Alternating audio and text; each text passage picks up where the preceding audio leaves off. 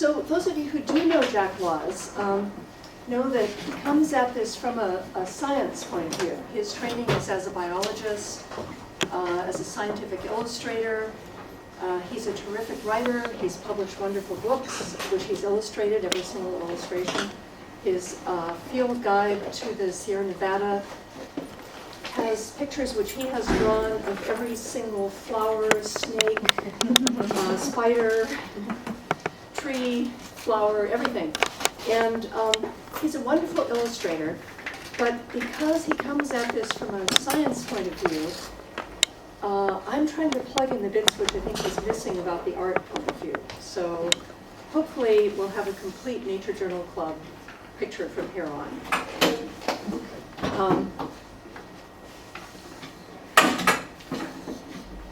So my training as an artist covered this idea of the mark, which some of you who got art training may have heard of. But it's this almost sort of mystical, Zen-like concept of what ends up on the paper is a result of how your body moved when making the mark, how you were feeling, the tool you were using, the medium you were using, the surface you were doing it on. And if all of that is in focus and in the present moment, what you have is art.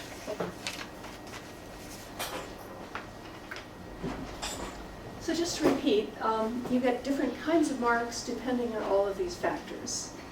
When you're standing up, sitting down, feeling happy, feeling sad. But it's all about the artist's focused attention on that movement of making the mark. So you may be asking, why does this matter? Who cares about this mark stuff? When you look at a bird ID book, and I'm sure you've all seen these, they're great for identifying the birds. They tell you if there are stripes on the tail, if it's white under the chin, if it's got a long beak. But the drawings are kind of dull. They don't give you any sense of the life of the bird and how the bird moves or what excites you about the bird. So this is where the mark thing comes in. So take the wren, which is this fierce, combative little bird with attitude. By making energetic marks in the way you draw it, you can convey some of that, what you saw about the bird, how you felt about the bird, as opposed to, the bird's just kind of sitting there. So if you draw fast strokes for the tail, sort of arch out like that, it says something about how you saw that tail jumping up into the world. Same with terns. This will help you identify a tern as it's flying by. But it says nothing about what you saw about the joy of flight. But if the way you're drawing, if the way you're making marks on the page reflects what you were feeling and seeing there, then you can convey something about the joy of flight. So, this long stroke here and this curved stroke here, you can see that it was all the result of the way the pen hit the paper. So this ended up darker than that, and it's a little bit inaccurate, but it's got the feeling that you're really after. Because all of us are doing this for love, really, right? I mean, when you get out in the woods and you see something beautiful and you're connected with it, you want to be able to show something of that love and something of that joy in your drawings. You're not just making a scientific record, you're making a record of your experience of the whole world. So here's some drawings from John Busby's wonderful book called Drawing Birds. And again, I am terrible at drawing birds in the field. I end up watching them in the field and then I go back and look at photos to help me out. But he clearly does it in the field. And you can just see from the kind of fun little marks he made that he was really enjoying the way these birds were flying. I wish I could do that, but unfortunately not yet. So same with owls. Here's from Birds of North America. Great identifier, but not much fun to look at. But look at this other owl from, again from John Busby's book. And something about the line quality tells you that this owl is just poised to take off and attack or swoop out. And it tells you something that that artist saw about the intensity of the owl, the fierceness of it. And it's not an accurate drawing at all like this one, but it's very accurate about the feelings and the motion and the life of the bird. So again, you know, you're out there, you see a whole lot of birds taking off at once. You have no hope of drawing any individual bird, but you don't actually need to. If you make a lot of bird-like marks on the page, like look at this one, again from John Busby's book. But you know, these are just loose, wobbly marks, but something about the way that that pencil line moves over the paper conveys what that artist was seeing about the joy of his whole flock of birds taking off at once. This one was on Lake Merritt. Some of you might have been on that field trip.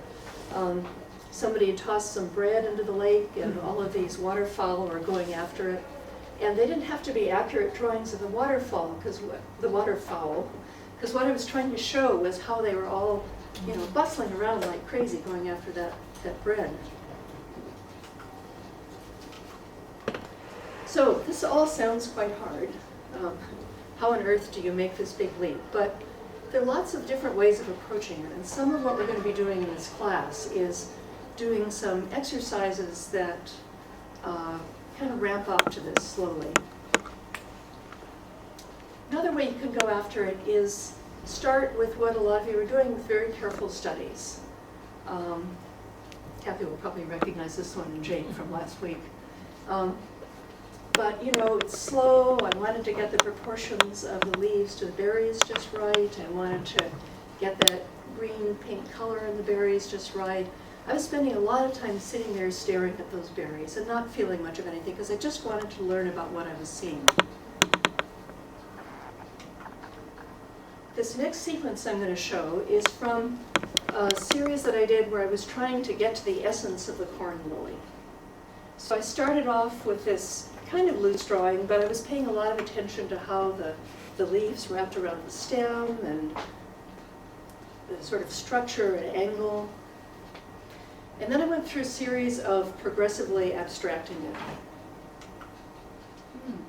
So with each ongoing drawing, I did it a little bit looser until I ended up with this, which I actually did back at the dining hall from memory and from all of my other drawings. But I was trying to do a mostly abstract painting that showed how I'd felt out in that sunny field with the corn lilies with all those little insect holes in them and the sun shining through them, and what a glorious thing it was to be up in the mountains in that field in that day.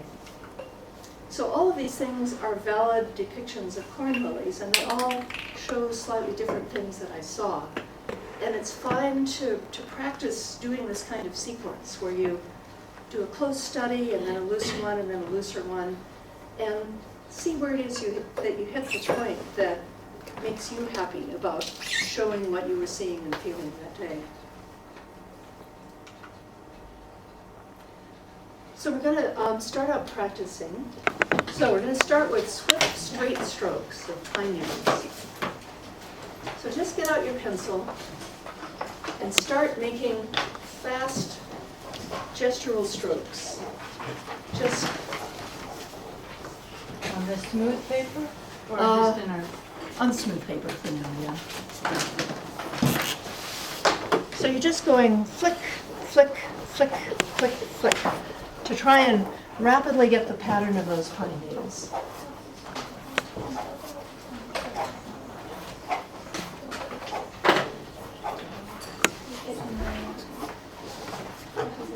Okay, so let's slow it down slightly and do curves, but also pretty fast. Shadows of this dune grass on the sand.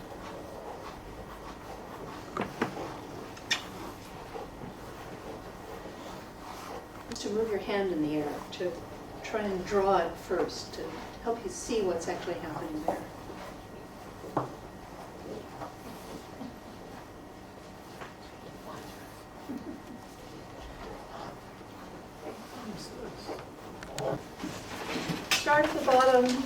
do a gesture up that gets a little heavier at the top. These flowers are kind of weighting down the stem.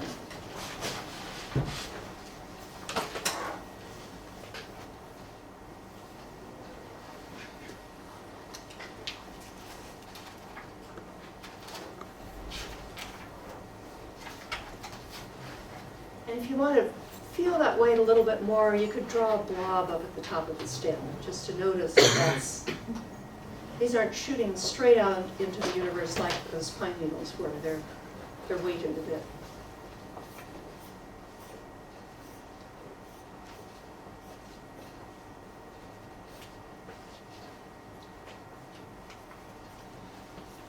So there's a danger if you're drawing a lot of fast strokes like this, that you can get bored. I don't know if you've ever tried to draw every blade of grass in a meadow. You know, that gets very boring pretty soon.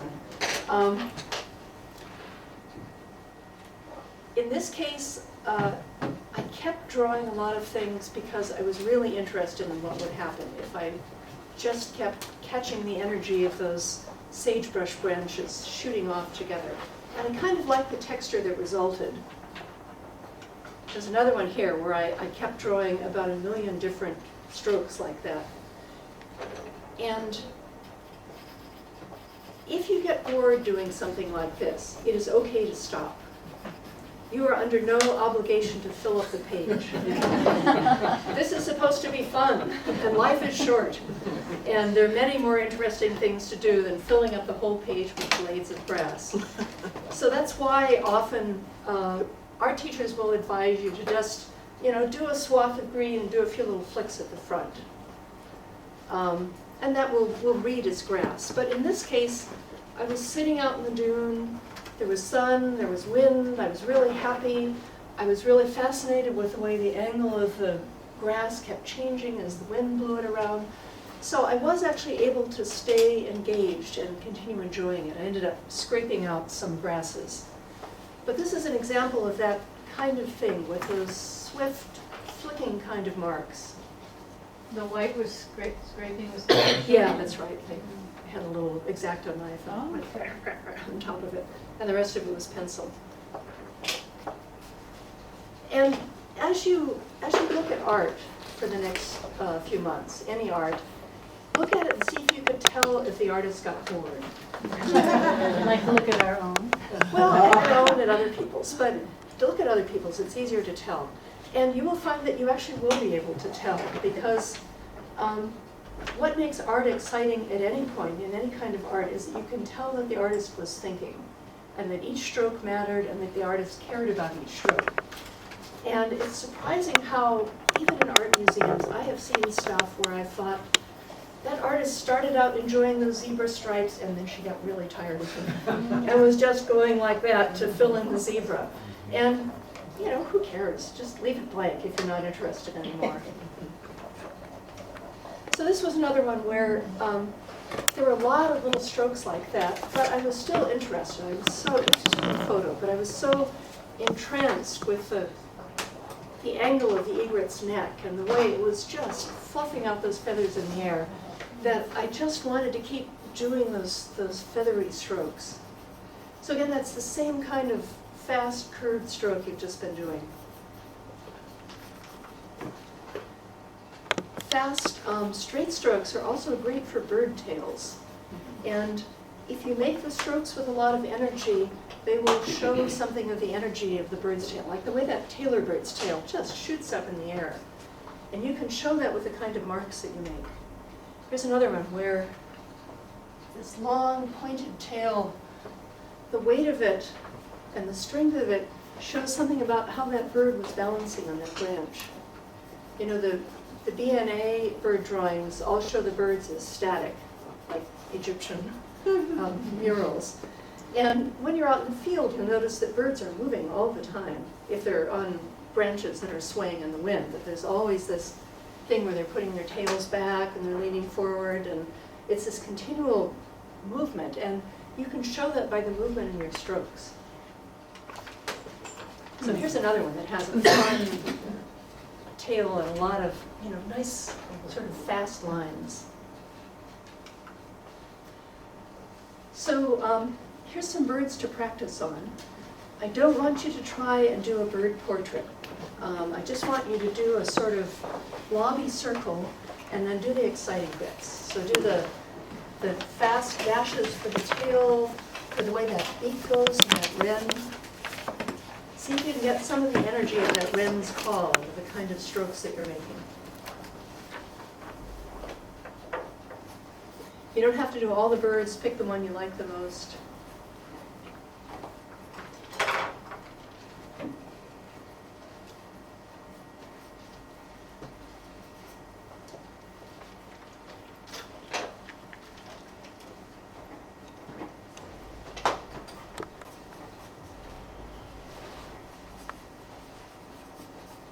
Again, keep those strokes big and energetic.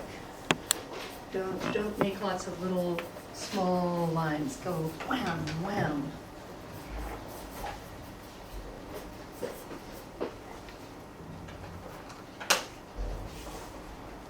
Move on to the next thing. So we're going to try another kind of gesture now, another kind of mark. So a few months ago, the sketching group in San Francisco went to the SPCA. And as you can imagine, we sat there looking at all of these dogs and cats and wanting to take them home with us. Wanting to, reach through that glass and comfort this huddled little dog. So the next few drawings, I want you to leave off the fast stuff and think about sort of slowly stroking an animal that you love and that you're paying attention to. This one is kind of fast, but this kind of drawing is often useful if you're drawing hills or paths. You can sort of let your arm loop around and feel the path, feel the curve of the hill. Here's another one. Some of you may have been with me when I was doing that. This was on a Nature Journal Club expedition. And again, you've got the hills being sort of softly curved, and the lines of the paths sort of looping slowly over the hills. So here's some hills to practice on. And I'm sure you've all noticed our golden California hills in late summer, and how often they look like a sleeping animal, a dog or a lion or something, the golden flank. So try drawing those with sensual curving lines that are feeling out the line of the hill like you're stroking an animal.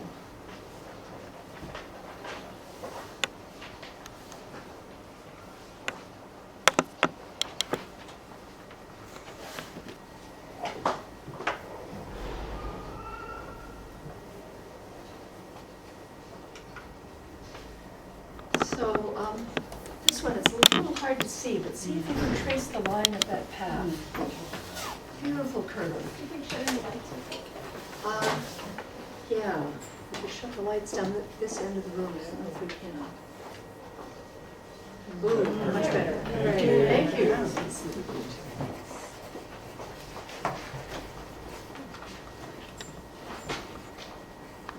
Just try and feel those curves. Again, you can draw it in the air if you're having trouble understanding what you're seeing.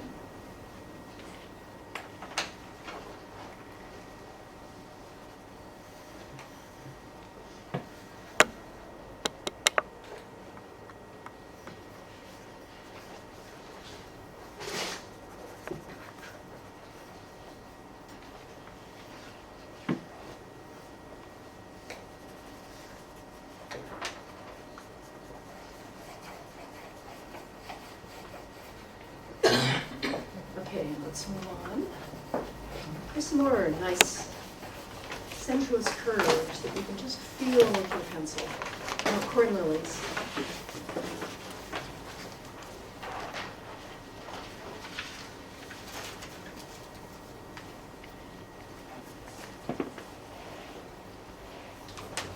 Okay, let's move on. So the next issue, so we've been looking at gestures, at movement in your marks. So the next issue is, what does your medium want to do? And you will find that every tool you pick up that you can make a mark with will want to do a particular thing. Even if it's your, the painting app on your iPhone will want to do a particular thing. You could pick up a crappy ballpoint pen off the street and think that there's nothing you could do with it, but if you could understand the mark that that awful half-dried up ballpoint pen wanted to make, you could make some good art with it. You can make good art with anything at all, so as long as you can get to some understanding of what your medium wants to do. And I know that a lot of us get really obsessed with materials, like I do. I have way too many tubes of expensive watercolor paint. I will never need that many, but you know, I keep feeling like if I just had the perfect color, then I would be a better painter. Not, but anyway, it's fun. But you know, you actually could do this with an HB schoolroom pencil if you really understood what that HB pencil wanted to do. So we're just going to look at a few different mediums. So what kind of mark does a very watery brush want to make? Nice kind of mark for the slabs of bark in a eucalyptus tree. A nice sable brush loaded with water will make really juicy leaf lines if you use it just right. This is a water brush in the field. I discovered that if I pressed it on the paper, on the page just right, it would make dogwood leaves. Rochelle, you were there when I was doing this, I think, or you were at the dogwood thing. Yeah. I had to use another tool to make the branches, but that brush just made the perfect mark for those leaves. This was a water brush too, but again, for whatever reason, the way that the brush hit that paper made those beautiful fern shapes. I don't even know if I could do it again, but that day I knew how to do it. It looks like some of it was the paper. Some of it was the paper, definitely, which is my next slide, I'm anticipating. So if you've got a watery brush, but you're doing it on very rough paper, again, you'll get a completely different kind of mark. Very dry brush on rough paper makes a different kind of mark. And I don't know if you ever, how many of you have done classes with Andy Trans? Oh, a lot of you, fabulous teacher. So you'll be familiar with this thing she says, which is that you're going out there to paint the thing you love. And the trick is to find the technology to show what it is that you love. So it's good to understand a lot of different kinds of mediums and papers and what kind of marks you get, because that's the technology which is going to be able to show what you love. So in this case, at twilight with that tree, I loved that characteristic, and I probably could not have shown that nearly as well with any other medium. Here's another one with fairly dry brushes, or a lot of it. The trunks were done with dry brushes and very rough paper. And this one, the paper becomes an element of the painting too. That part of what makes this painting good is that you can see the weave of the paper running through the whole thing.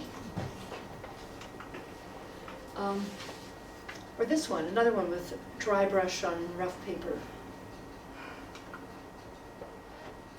So this brings me to the next part, which is making marks with sticks. And we're going to be doing some work with sticks in this workshop, partly because sticks are hard to control. So they prevent you, you know that you can't do an accurate drawing with them. So they prevent you from getting careful, and you pay more attention to the mark that that stick makes on the paper. So I do a lot of work with sticks in my own drawings. Sometimes it's you know, sticks I just picked up off the ground. I feel like there's some special magic in drawing a tree with a branch, you know, a twig from that tree. Oh, we've got a hand up in the back. Need more paper? Oh, okay. Each stick that you pick up has different characteristics. Some will not work for you at all. Some will become your best friend, and you'll want to use that stick forever because it's just making the perfect marks until it breaks or wears away or something. Feathers are an original kind of stick. If I'm doing precise work, I often like to work with bamboo pens. You can sharpen them as you go. They're very inexpensive. They're a great tool to work with. They're lightweight, easy to carry. You can buy sticks. People will make sticks that look just perfect for you. Oh, just remembered I've got a laser pointer on this. Let's try it. Oh yes, it works. So even a steel nib pen is a kind of stick, although it makes a very different kind of mark from all of these other things. So again, with each kind of stick, you're trying to figure out what kind of mark it will make and how you can get that kind of mark to show what you love. I've done a whole series of pieces with a burn stick dipped in ink or watercolor. After the rim fire blasted through so many areas that I had known and loved, I felt horrible and I wanted to go up there and try and make art and pay attention to it and see if that was the way I could think about it. And so I've gotten fascinated with fires. So this was after the King fire, this is after the Power fire. So both immediately after the fire and when things start to grow back are just fascinating subjects. And all of these I did with burned sticks that I picked up where the fire had actually gone through. And the interesting thing about the mark that made was that the charcoal from the stick would mix with the ink or with the watercolor medium and bind to the page and make a really nice texture. Especially that first one, the kinds of marks on the trunk there were partly charcoal and partly watercolor. Manzanita sticks are especially good. If you're ever around a fire, pick up some charred manzanita sticks. They're hard and they're just great to hold. So sticks have a special affinity for drawing branches and trees. And I don't know if this is coincidence or there's some mystical universal force up there. But I'll show you some of the tree drawings I've done with sticks, and then we're going to do some in this group. So in smooth paper you get a particular kind of mark. Rough paper you get another kind of mark. These are all done with sticks. This one was with water-soluble ink. It was Noodler's Rome Burning for anybody who's into inks. It bleeds and it separates out into interesting things. You can kind of see how the roughness of the branches was conveyed by the way the ink bled. Here's more stuff with Noodler's Rome Burning. Terry, I think you were there for that expedition.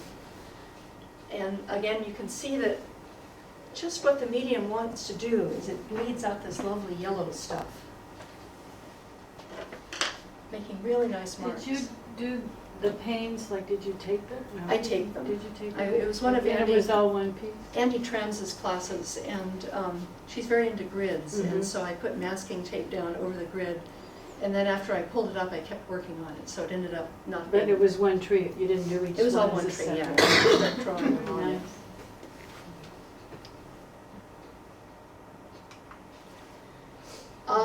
The gesture that you make with a stick when you're shooting out a branch line is very nice with branches that are flying in the wind.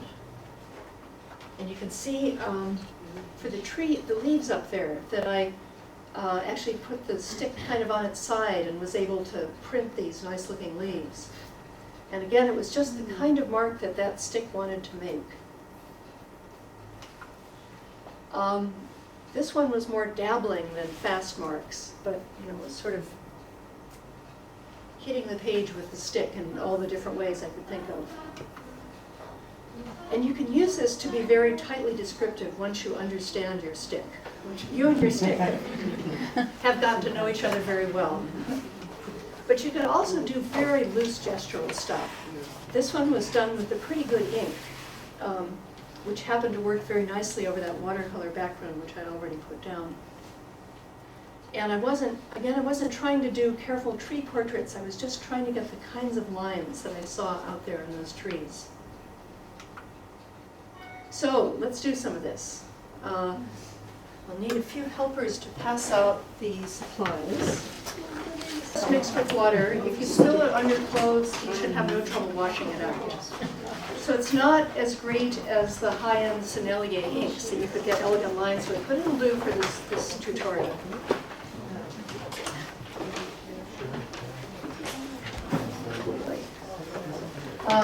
Looks like it's kind of clear on top and dark on the bottom.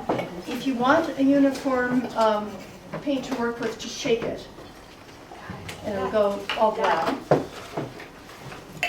But if you can also play with this, the way that this paint separates out, by dipping into the top part to get light gray and dipping into the bottom to get black. So I'll leave it to you whether you want to stir them up or not. And we have more. We have 2 more, I think. Betty is missing one. Yesterday was resolved by sending an enterprising nature journaler down to the creek to collect polo ties. These are all willow twigs. So, getting to know your stick. I suggest you fiddle with it a bit. Somebody may have already sharpened a point, but you can see if you can make a little bit of a point on the end of it with your fingernail. If you want to keep your fingernails pristine, don't worry about this. And you can try and make different points on each end of it. It's also possible that you will have picked up a stick that doesn't like you. Now you're talking Harry Potter. Huh? Right, exactly, it's a wand, very good. So, you know, if you and your stick just can't work together, pick up another stick. Oh, somebody's got a knife, there we go, that's the high-tech approach, yes. Control freak approach. So once you've got it sharpened a bit, see what kind of stick marks your stick wants to make. So just mess around, try making the same kind of marks you made with the pencil, the fast pine needle type strokes, the slower curves, the central ones. Try jerking, stopping, and starting. Just play around and see what you get.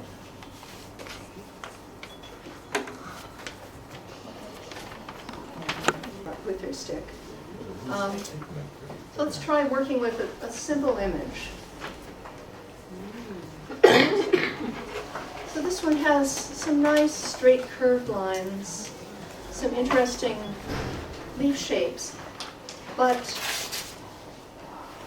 there's not enough detail there that you need to get too precise. Just kind of get gestures for the kind of shapes that those are. Let your stick move fast. Don't worry about precision. Just let it do interesting marks based on that drawing.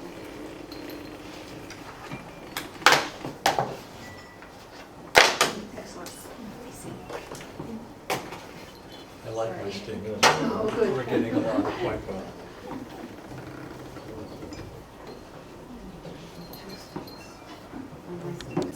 This presentation will be posted online on Jack Laws's site. So you can look through it again if you want to do it again. Thank you.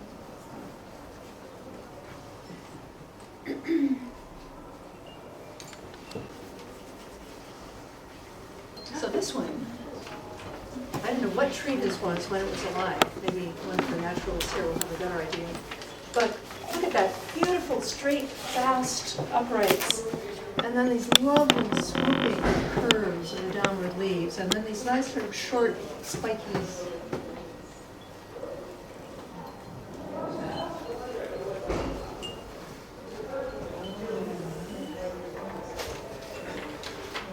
Boy, these lines. Really nice curves. And that really eccentric thing that sort of goes out and then zips back again. What on earth made the branch do that?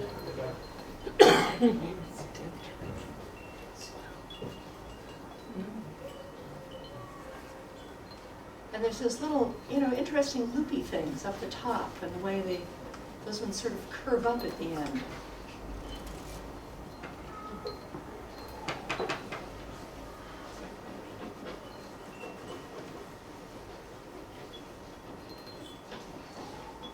You don't need to worry about getting the relative thickness of any of this right. You're just trying to make interesting marks on the paper based on this tree.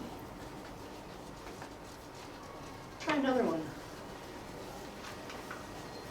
So, getting back to this one, the nice thing about this was that there were these sort of scrumbly, loose, curvy lines and then flat, fast, straight lines.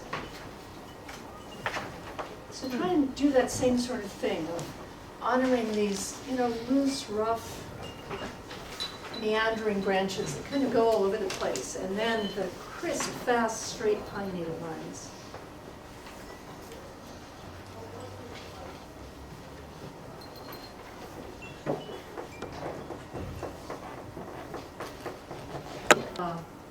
Spiders and bugs, because the way the stick sort of jerks over the paper makes really good straight line spider legs.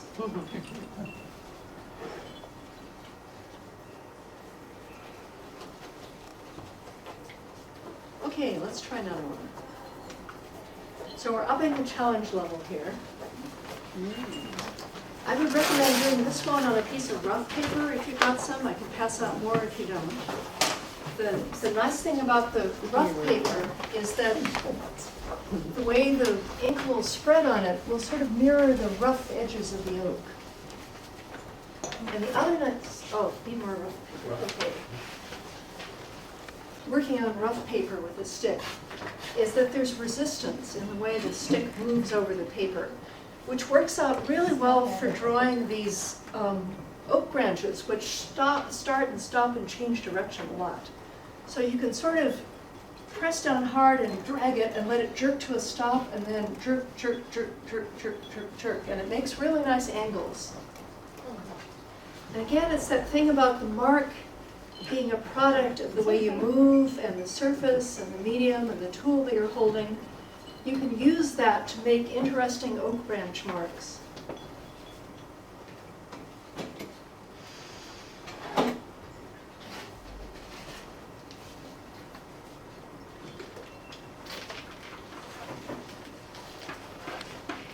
Unless you get a lot of branches in there.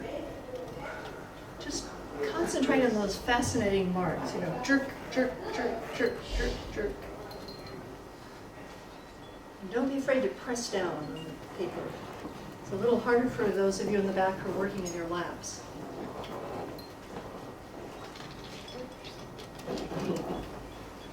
Notice how often the branches change direction.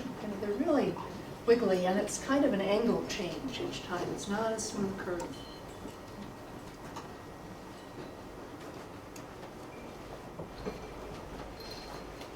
While you're hearing some noises of a little bit of stippling for the leaves, and some people were dipping their fingers into the paint and smearing them around for other leaf things. But I would suggest you focus on the trunk, and if you've got nice trunk angles done, then you can mess around with the leaves.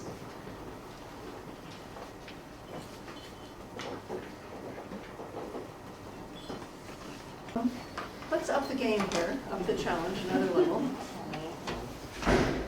Go back to those birds. So now you're thoroughly warmed up, you've learned what your tool can do, you've got your eye-hand coordination going. See what happens if you try and draw a whole bird. And again, remember all those things you learned earlier when you're working with pencil, that the energy of the beak and the tail swooping down. Draw one, draw all the birds, do something else. I would suggest seeing what you can make of the bird now.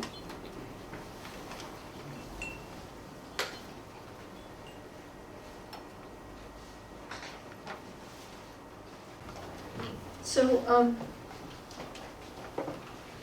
there is a lot more wonderful art out there like this that you can learn from. Most of the stuff in this slideshow has been work that I've done, but obviously other people will do all kinds of other interesting things I've never even dreamed of. So I've collected a whole lot of images on Flickr that, and I put them into several galleries. So you can go to these galleries online and look through them and get ideas from all different kinds of artists. If you search on Flickr for the names of these galleries, Gesture and Nature Journals 1 and 2, you should be able to find the galleries. If you don't want to search on Flickr or that's just too hard, wait till this presentation is uploaded and then click on the link and it will take you there. What you'll see when you click on it is a whole bunch of thumbnails, and then you can scroll down through a whole lot of different images. Trees, many, many trees. Mountains, paths. A lot of these things we've been talking about, you can find other examples of different ways that people have handled this. So, don't you just want to eat those marks? They're so nice. This guy is in Iran. I think the one on top is in France. There's people all over the world who post great stuff on Flickr. And if you want to be in touch with all of these artists and follow what they're doing, I just love Flickr. I mean, you will probably say I don't need another social media thing to do. But I post everything I do in Flickr. I follow a whole lot of people. It's a lot of really good, inspiring, and interesting stuff on there.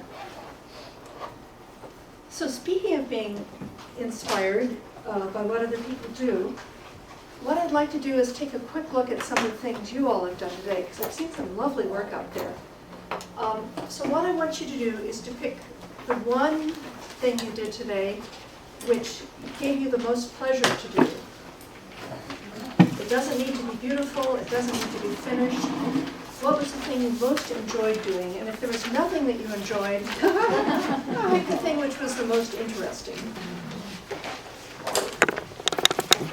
And then we'll try and do a quick show and tell. It's going to be hard with this many people, but I'd just like you to get a chance to see what everyone else was doing.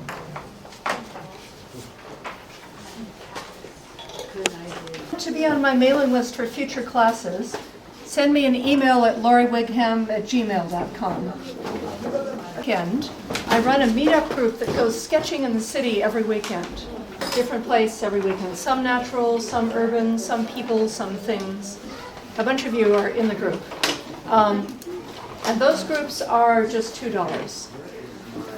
SF Sketchers. So if you go to meetup.com and look for SF Sketchers.